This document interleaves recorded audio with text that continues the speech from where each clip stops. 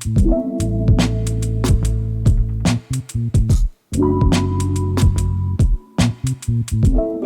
के इस लेक्चर में हम डिस्कस करेंगे कम्युनिकेबल डिजीज में।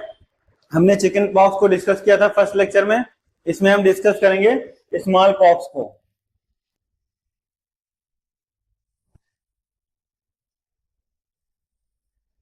तो small pox was a infectious disease. ये कैसी एक इन्फेक्शियस डिजीज है जो कि कॉज होती है वायरस के थ्रू। इसके दो वेरिएंट्स होते हैं, एक तो वेरियोला मेजर और वेरियोला माइनर, दोनों मिलकर क्या करते हैं, डिजीज को कॉज करते हैं। ये disease also known as Latin names पे नाम से भी जानी जाती है, ये लैटिन नेम से भी जानी जाती है।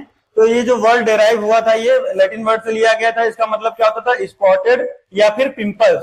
स्पॉटेड या पिंपल्स लैटिन नाम से जानने का मतलब क्या, पॉक्स या रेड प्लेग नाम से जाना जाता था। पॉक्स या रेड प्लेग नाम से इसी डिजीज को जाना जाता था। नेक्स्ट हम डिस्कस करेंगे स्मॉल पॉक्स में।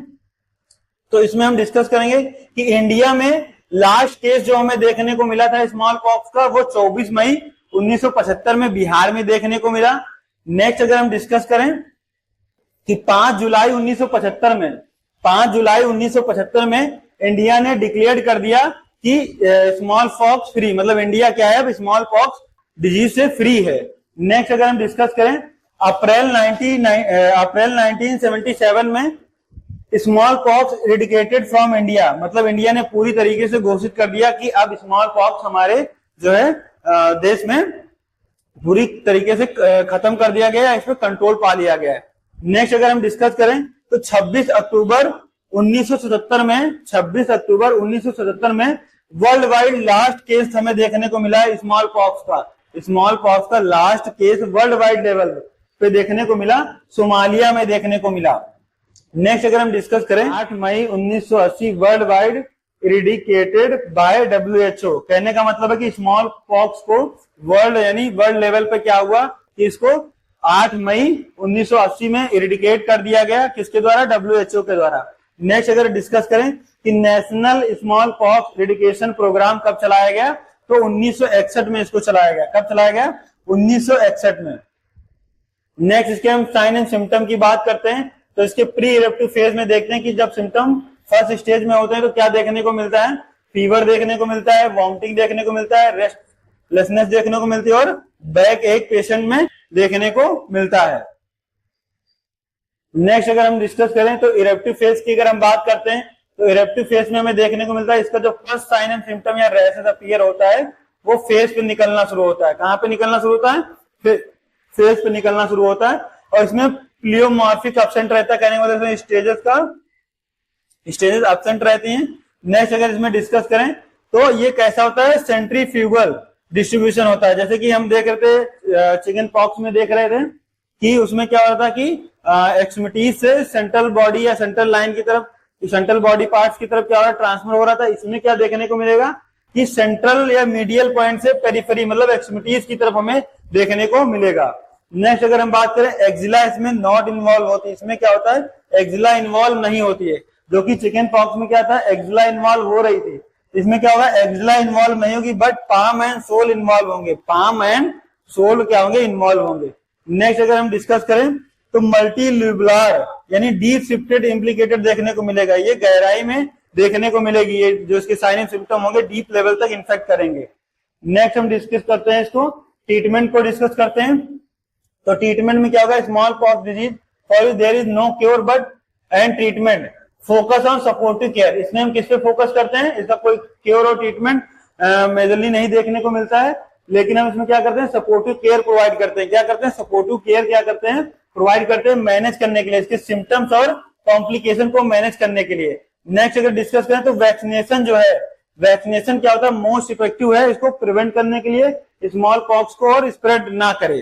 तो अगर स्प्रेड की रेट ऑफ दर को कम करना है और इससे प्रिवेंट करना है डिजीज से, तो हमें क्या करना होगा, वैक्सीनेशन प्रोवाइड करना होगा।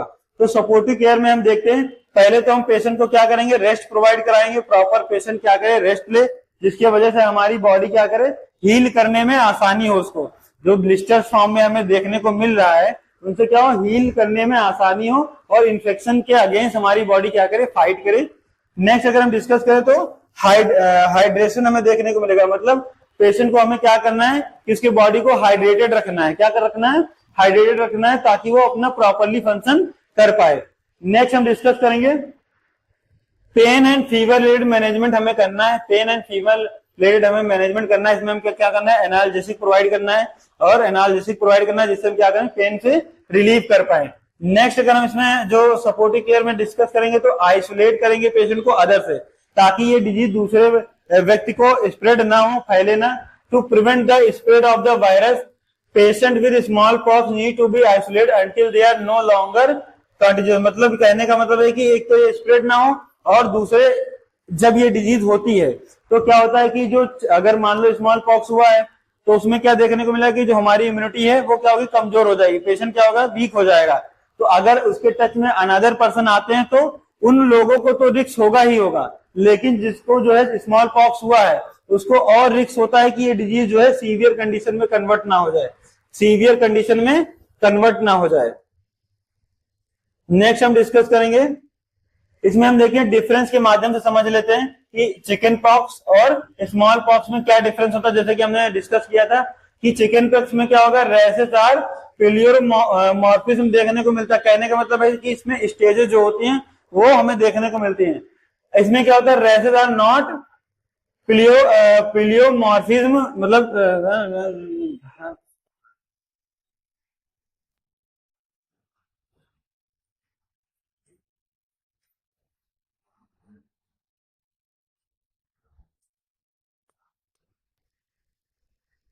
तो इसको डिफरेंस के माध्यम से हम समझेंगे कि चिकन पॉक्स में और स्मॉल पॉक्स में क्या डिफरेंस होता है। तो इसमें हमें देखने को मिलेगा जो रैसेस होंगे वो प्लेयोमॉर्फिज्म जो है इसमें देखने को मिलेगा। स्टेजेस जो सारी होती हैं वो एक में काउंट की जाती हैं।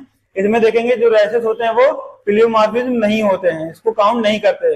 नेक्स्ट अगर डिस्कस करें तो इसमें जो रैसेस अपीयर होते हैं वो पाम और सोल रीजन पे अपीयर नहीं होते हैं। चिकन पॉक्स में पाम और सोल रीजन पे जो अपीयर नहीं होते हैं, बट स्मॉल पॉक्स में क्या देखने को मिलेगा? ये अपीयर होते हैं। पाम एंड सोल रीजन पे क्या होंगे? अपीयर होंगे, हमें देखने को मिलेंगे। इसमें क्या होता है? एक्जिला अफेक्टेड होता है।